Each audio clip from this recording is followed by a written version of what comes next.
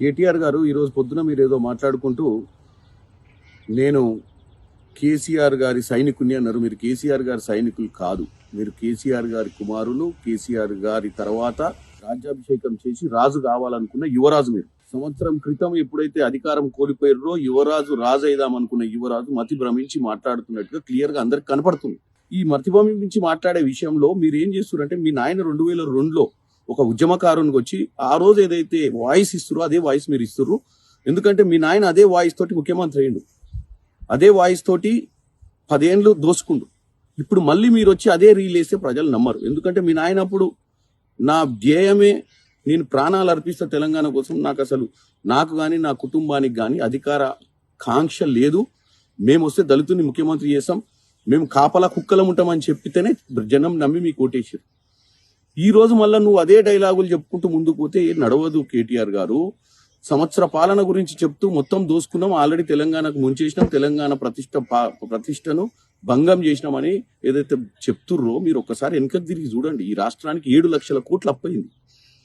వాస్తవంగా ఆ డబ్బంతా కరెక్ట్ ఖర్చు పెట్టి ఉంటే ఈరోజు ఉచిత విద్య, ఉచిత వైద్యం, ప్రతి రైతుకు రుణమాఫీ, రైతు బంధు, ఇన్ని రకరకాల స్కీములు ఇవాళ ఇంప్లిమెంట్ అయ్యేది. హాస్టళ్లలో మంచి భోజనం పెడుతూ విద్యార్థుల భవిష్యత్తు తీర్చిదిద్దే విధంగా ఉంటుండే ఈరోజు. కానీ ఎందుకు లేదు? ఏడవైన ఈ డబ్బంతా ఇవాళ మీరు ఎవరికో వాళ్ళ కొడుకు, వాళ్ళ బామ్మడిది, వీళ్ళందరూ అని చెప్తున్నారు. ఈ రోజు నేను ఒక్కటే చెప్తున్నా, మీకు మన కుటుంబం ఏం చేసిందని ఒక్కసారి చూసుకో. ఎవరు ఈ కాంట్రాక్టర్లు? ప్రతిమ, భుజానా ఏదో ఉంది కదా, రాజుగారుల కంపెనీ, టీపీ రేట్ల కంపెనీలు, ఇవన్నీ ఎట్నుంచి వచ్చిన కంపెనీలు? వీళ్ళ బ్యాక్గ్రౌండ్ ఏంది? వీళ్ళు గతంలో ఏముండే? మీ పాలనలో ఈ 7 లక్షల కోట్లలో ఎన్ని లక్షల కోట్లు ఈ కాంట్రాక్టర్లు వేసుకుపోయారని ఆలోచించండి.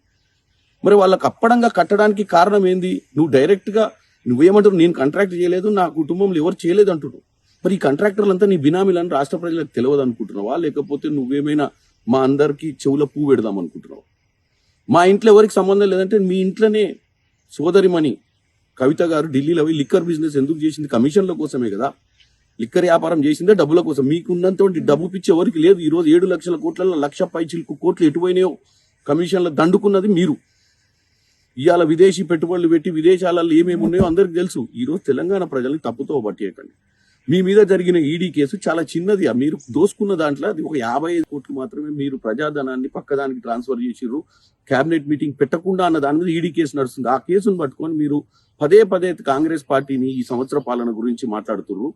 కేటీఆర్ గారు మీకు ఒక్కటే చెప్తున్నా, పాట పాడకండి, ప్రజలు నమ్మరు. కొత్త ముచ్చట ఏదైనా చెప్పండి. ఈ రాష్ట్రంలో మనం ఏం చేస్తే బాగుంటుందో దోసుకోకుండా చెప్పండి. దోసుకునే ఆలోచనతో చెప్పకండి. మళ్ళీ ముఖ్యమంత్రి కావాలన్న ఆశ నీకు ఉండడంలో తప్పు లేదు. ఎందుకంటే నీకు ఇందాకనే చెప్పిన, నువ్వు సైనికుని కాదు, యువరాజు. యువరాజు మాటలు, యువరాజు అని చెప్పి నేను మీకు ముఖ్యమంత్రిని అయితే మా నాయన తర్వాత నేనే ముఖ్యమంత్రి, మీ నాయన లెక్క ఎస్సీ దళితుడు అని చెప్పడానికి లేదు ఛాన్స్. నువ్వు ముఖ్యమంత్రి కావాలనుకుంటున్నావు. గత సంవత్సర క్రితం కాంగ్రెస్ పార్టీ అధికారంలోకి వచ్చిన దాన్ని మీరు అసలు జీర్ణించుకోలేకపోతున్నారని తెలంగాణ ప్రజలు చూస్తున్నారు. రోజు ముచ్చట చెప్పి మీరు తెలంగాణ ప్రజలు తప్పుతో పట్టివద్దని కోరుకుంటున్నాను.